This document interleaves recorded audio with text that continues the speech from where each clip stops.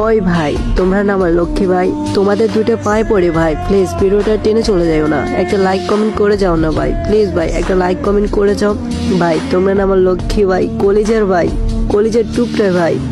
ভাই তোমরা যদি আমাকে সাপোর্ট না করো, কে করবে সাপোর্ট ভাই? প্লিজ ভাই আমাকে সাপোর্ট করো না ভাই, আমার লক্ষ্মী ভাই, আমার কলিজার ভাই।